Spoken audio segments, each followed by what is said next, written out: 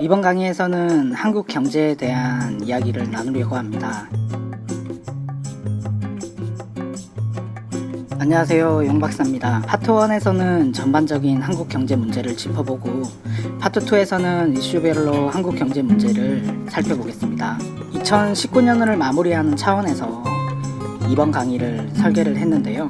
먼저 한국 경제가 어떻게 변화하고 있는지 말씀드리겠습니다. 현재 한국은 미중 무역 분쟁, 한일 경제 전쟁 등으로 대외적으로 아주 안 좋은 상황에 처해 있습니다. 하지만 정부는 이전과 똑같은 처방을 내리고 있고 곧 회복되리라는 어리석은 믿음을 가지고 있습니다. 문제는 한국의 경제 구조가 완전히 바뀌고 있다는 것을 인지하고 새로운 처방을 내려야 합니다. 이러한 사실을 감안하고 한국 경제 구조에 대해서 살펴보겠습니다. 한국 경제는 과거와 비교해보면 그 어느 때보다 수출 의존도가 커지고 있습니다. 먼저 80년대 25.7%였던 GDP 대비 수출 비중은 2010년대에 들어 44.7%에 달하고 있습니다. 이는 한국 경제가 대외적인 요인에 의해 보다 큰 영향을 받을 가능성이 높아지고 있음을 뜻합니다. 다시 말하면 한국의 제품과 기술이 세계 시장에서 경쟁을 해야 한다는 것을 뜻하고 세계 시장에서 살아남지 못하면 도태될 수밖에 없음을 의미합니다. 다음으로 고령화입니다. 이는 인구 문제로 직결되며 국가 성장 및 경쟁력과도 밀접한 관련이 있습니다. 65세 인구 비중이 20%보다 높으면 초고령 사회로 정의되는데요.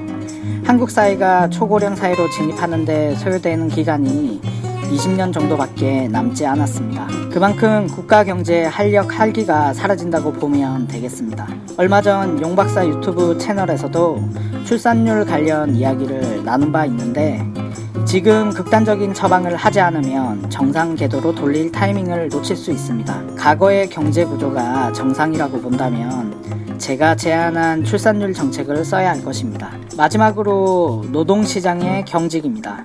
현재 민간이나 공공부문에서 비정규직의 정규직화를 진행하고 있습니다. 물론 비정규직의 부당 대우에 대한 처우 개선이 필요하다고 생각이 됩니다만 특정 업무나 분야 등에서는 고용 관계가 유연할 필요가 있는데 일률적인 잣대를 내세워 정규직화를 진행하는 것은 문제가 있어 보입니다. 다시 말하면 현재 진행되고 있는 비정규직의 정규직화는 가정이 달라도 결과는 동일해야 한다는 것으로 다시 표현할 수 있습니다. 예를 들면 A는 정규직에 들어가기 위해서 엄청나게 노력을 했고 B는 그냥저냥 노력을 안 하다가 비정규직에 들어가게 되었다고 합시다. 현재 정책은 노력 여부와 상관없이 A, B 다 모두 정규직 틀 안에 묶어야 한다는 이야기입니다. 과연 이게 바람직한가에 대한 고민이 필요합니다. 이상으로 한국 경제 이대로 괜찮은가에 대한 파트 1을 마치겠습니다. 감사합니다.